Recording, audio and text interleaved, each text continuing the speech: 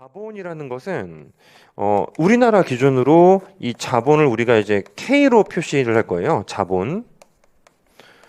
물론 미시경제학에서 자본이라는 말은 계속 나왔죠. 그죠? 예, 그 자본하고 똑같은 것인데 이 경제에서 자본이라는 것은 우리나라에서 공장도 있고 공장 안에는 설비, 기계 이런 것들이 있고 그리고 뭐 부지도 그렇고요. 부지도 뭐 크게 보면은 자본이라고 볼 수가 있는 것이고 그리고 또 이제 자본에 포함되는 내용 중에 이제 그 하다못해 그 일반적인 가게들 있잖아요. 그런 것들도 실제로 이제 자본이라고 볼 수 있습니다. 그래서 이제 자본이 우리나라에 뭐 반도체 공장 막 이런 거 있을 거 아니에요. 우리나라에 만약에 자본이 100 있어요. 100. 100이 있으면은 그거 가지고 1년 동안 만들 수 있는 생산량은 절대 그걸 초과할 수 없습니다. 왜냐면 그 예를 들어 어떤 치킨집이 뭐 자본의 가치, 어떤 공장 매장의 가치 이걸 따져봤더니 뭐 한 1억 정도가 돼. 연매출 한 3천, 2천 뭐 이렇게 나오는 거예요. 그래서 일반적으로 자본이라는 것은 이제 GDP라는 제품 생산을 위해 필요한 요소죠. 자본이라는 것은 제품 생산을 위해서 반드시 필요한 요소예요. 따라서 어떤 경제에서 자본이라는 것은 반드시 존재해야 되는데 잘 사는 국가가 자본이 많아요. 못 사는 국가는 자본이 좀 적어. 그래서 이제 뭐 우리나라만 해도 많은 설비들이 공장이 해외로 이전한 건 사실이지만 국내에 이제 제조업체들도 여전히 많이 남아 있고 그리고 뭐 하이닉스 공장 뭐 이런 거 있잖아요. 예, 그런 것들이 실제로는 모두 자본이라고 볼 수 있고 조선소 이런 것들도 자본이라고 볼 수 있습니다. 따라서 일반적으로 이 경제에서 자본이라는 것이 뭐 100이 존재하면 보통 GDP는 훨씬 적게 나온다는 거예요.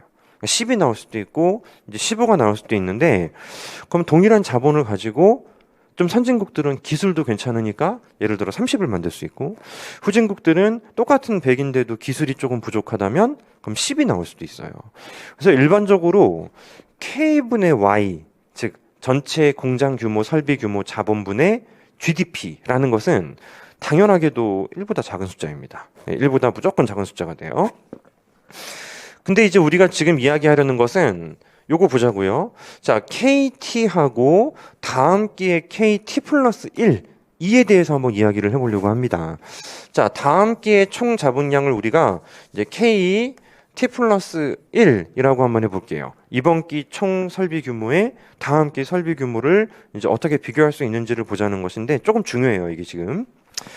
일단은 GDP를 생산하고 사람을 써서 자본을 굴리면서 예상컨대 이 경제는 아마도 조금씩은 자본들이 이제 사라졌을 거예요. 이제 뭐 내구 연한 이런 것들이 있다면은 일정 부분은 자본에서 깎여버리는 상황이 발생했을 것입니다. 그래서 우리가 보통 델타라는 기호를 쓸 건데 감가상각률이라는 게 있습니다. 감가상각률. 이 감가상각이라는 것은 자본을 생산하면은 자본으로 제품을 생산하면은 쓰다 보면 기계도 마모되고 또 치킨집에 책상도 한두 개 나가고 뭐 의자도 나가고 설비 같은 것들도 한 1년 썼더니 조금 낡아지고 이런 것들 말하는 거예요. 따라서 감가상각이라는 것은 기본적으로 그 어렵게 표현하면 이래요. 고정 자본 소모 필연적으로 발생해. 기계를 뭐 천년 만년 쓸 수는 없습니다. 뭐 기계라는 건 내구 연한이 있기 때문에 종류에 따라 다르지만 어떤 것들은 한 10년 쓰면은 처분해야 되는 기계도 있고 뭐 어떤 기계들은 좀 잘 만들어서 뭐 20년도 쓸 수 있는 기계가 있을 수 있고 뭐 50년 쓸 수 있는 기계가 어디 있겠습니까? 그지? 기술이 계속 바뀔 텐데. 자, 자본이라는 것은 사용하면서 그 양이 보존되는 게 아니에요. 보존되는 것이 아니고 이제 운영하고 공장 돌리고 하다 보면은 이제 떨어져 버리게 됩니다. 그래서 감가상각률이라는 것은 고정 자본 소모 비율을 말해요. 감가상각률이 만약에 뭐 10%다라고 한다면 이 경제에서 자본을 이제 썼고 GDP를 만들었고 그 과정에서 자본이 한 10% 정도가 사라져 버렸다는 것을 의미하는 거예요. 근데 이제 사라지고 남은 부분은 다음 기로 전달이 되겠지. 그지? 이제 생산을 하면서 깎이고 남아있는 부분은 다음 기로 전달될 거 아니에요. 그래서 일단은 다음 기의 총 자본량의 이번 기의 자본에서 사라지고 남아있는 부분은 다음 기로 전달된다. 그러면 이게 얼만큼일까? 델타만큼이 사라졌다면 1-델타 곱하기 KT 하면 될 것 같아요. 그지? 감가상각률이 10%라면은 90% 곱하기 기존 자본량은 다음 기로 전달이 된다고요. 그치? 따라서 어떤 경제의 다음 기의 자본이라는 것은 전 기에서 사용하느라고 사라진 가치, 그거 빼고 남아있는 부분이 다음으로 전달되는 거예요. 이해했죠? 그죠? 그러니까 투자를 해야 돼. 투자를 안 하면 이 경제의 총 자본량은 계속 감소하는 거야. 나중에는 후진국돼요. 따라서 이 많은 기업들은 영업이익 중에 상당 부분을 투자를 하게 되는데 목표가 두 가지가 될 겁니다. 하나는 이제 술집을 운영하는데 추객이 그 이번 달에 책상을 하나 망가뜨렸네. 책상이라고 하면 좀 어색한가? 테이블 하나 망가뜨렸어요. 그러면 이제 이 기업은 테이블 하나 망가진 거 메꿔야죠. 그치? 메꿔야 돼요. 근데 두 개를 샀어. 하나가 망가졌는데 두 개를 샀어. 그러면 두 개를 산 것 중에 하나는 전기에 영업하느라고 사라진 가치의 자본을 메꾸는 데 사용한 것이고, 나머지 하나는 사는 김에 좀 불린 거예요. 그치? 나머지 하나는 이제 순수하게 이 기존의 자본량 대비 다음 기의 자본량을 늘려주는 그런 투자가 되는 것입니다. 그래서 이제 일반적으로 투자라는 것은 방금 전에 테이블 같은 사례라면야 사는 즉시 바로 자본이 이제 플러스가 되는 거겠지만, 보통 기업들의 자본인 투자라는 것은 이게 시간이 필요해요. 자, 우리가 이제 인베스트먼트 투자라고 부르는데, 이 투자라는 거는 다음 기로 이제 전달되기 위해서 이번 기에 막 설비도 마련하고 기계도 만들고 공장도 짓고 그러는 거예요. 따라서 자, 이번 기의 투자는 다음 기에 사용됩니다. 자, 이번 기의 투자는 다음 기에 사용이 된다라는 것인데, 그래서 우리가 이제 투자라는 건 시차가 존재한다고 해요. 투자의 시차. 자, 이 개별 기업들이 내가 이번에 공장을 하나 더 지을까 말까 고민하는 것은 이번 기 자본의 생산성에 의해 결정되는 게 아니에요. 다음 기에 사용한다는 거야.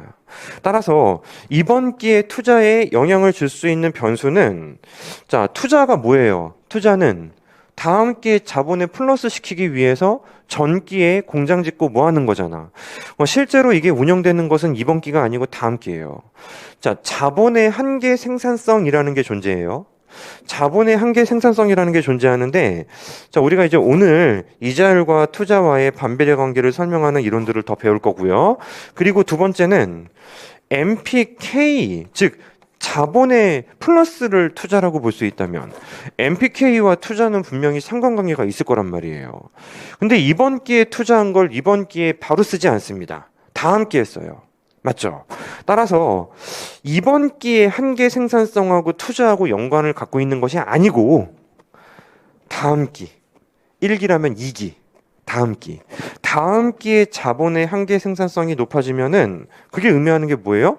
공장 하나가 만들어낼 수 있는 생산량이 늘어난다는 거잖아. 공장 하나가 만들어낼 수 있는 생산량이 늘어난다면 공장 지을 때 전년도보다 다음 연도에 공장은 더 생산성이 좋잖아요. 돈을 더 많이 벌겠죠? 따라서 자, 투자라는 것은 다음 기의 한계 생산성의 정의 관계를 갖는 함수라고 합니다. 오케이? 꽤 중요한 얘기예요. 꽤 중요한 이야기고 머릿속에 지금 담겼을 거예요. 그럼 이만큼이 사실 투자예요. 이만큼이 사실 전체를 우리가 이제 투자라고 보는데, 다음 기에 투자한 게 아니고요. T기에 투자한 게 다음 기 자본에 플러스 되는 거야. 그리고 여기 봐봐요. 이렇게 쭉 수평하게 따라오면은 투자의 속성이 반으로 나뉜다 그랬죠. 밑에 있는 것은 테이블 망가뜨린 거 메꾼 투자고, 위에 있는 투자는 테이블을 사는 김에 좀 불린 거예요. 그래서 이 밑에 있는 투자는 사라진 감가상각의 그 비율로 같이 사라진 자본을 메꾸는 투자라고 볼 수 있고요. 이 투자를 보고 우리는 이제 대체 투자라고 합니다. 대체 투자. 뭐 아주 뭐 와닿진 않지만 용어상으로 또 그래도 어울려요. 대체 투자라는 것은 기존에 사라진 것을 메꾸기 위해서 전기에 미리 준비한 자본. 예, 이거 대체한 거라는 거죠. 그러니까 위에 있는 용어가 더 쉬워요. 그럼 위로 삐져나온 건 뭐냐? 전기 대비 다음 기로 자본이 증가했단 말이에요. 위로 삐져나온 것을 우리는 순투자라고 합니다. 순투자. 자, 대체 투자, 순투자. 따라서 투자라는 거는 당연하게도 자, 대체 투자라는 부분과 순투자라는 부분으로 나눌 수 있게 되는 것입니다. 여기서 대체 투자라는 것은 전기에 사라진 자본을 얼만큼 델타 곱하기 KT겠죠? 그죠? 전기에 사라진 자본을 이제 메꾸는 투자예요. 메꾸는 투자. 물론 시점은 같습니다. 이번 기회에 운영하면서 사라질 게 뻔히 보이기 때문에 이번 기회에 투자를 한 거예요. 근데 다음 기로 전달된다는 것이 전기에 사라진 자본을 메꾸는 투자를 우리는 대체 투자라고 이야기하는 것이고 순투자라는 것은 순투자는 이제 순수하게 늘어난 거예요. 순투자는 KT 플러스 1 마이너스 KT 이걸 말하는 거예요. 그래서 이제 투자라는 행위 자체는 목적이 두 가지인 거라고요. 첫 번째는 전기에 사라진 부분이 있기 때문에 이거를 좀 메꿔줘야겠다. 또 취객들이 분명히 이번 달에도 또 책상 망가뜨리겠지. 미리 좀 발주 좀 넣어야겠다. 뭐 이런 거. 아니 기성품 사면 되지 않습니까? 뭐 그러면 이제 바로 갖다 쓰는 거죠. 그거는 이제 소비라고 봐도 괜찮다고. 그렇지? 근데 기업들의 투자라는 것이 근본적으로는 뭐 첨단 설비, 기계 이런 것들을 사들인다든지 아니면 이제 진짜 공장을 짓고 정말 제품을 만들 수 있는 어떤 그 기계 설비들을 생산하고 이런 것들을 말하는 거라고요. 다음 기회에 써요. 다음 기회에. 두 번째. 그러니까 전기에 발생한 투자는 다음 기회에 사용될 때 감가상각되진 않습니다. 안 썼거든요. 만들기만 했거든. 따라서 이러한 이 경제 전체의 투자의 흐름이라는 게 존재하는 거예요. 하나하나 다 중요해 지금. 변동성이 심하다 그랬잖아요. 투자라는 것이 변동성이 심하다면은 이 경제에서 경기 변동을 유발시킬 수 있는 요인들이 봐봐요. 소비, 투자, 정부 지출. 요 세 개가 막 흔들리면은 만들 필요가 없기 때문에 경기가 흔들릴 거란 말이에요. 근데 우리가 어제 소비에 대해서 뭐라 했어? 소비는 변동성이 심하지 않다. 왜냐하면 사람들의 소비 패턴이 갑자기 안 바뀌거든요. 이 경제학의 범위를 조금은 벗어났는데 우리 시험에 자꾸 언급되는 내용 중에 상대소득 가설이 있었죠. 상대소득 가설. 그러니까 실제로 갑작스럽게 소비 패턴을 바꾸기가 어려워요.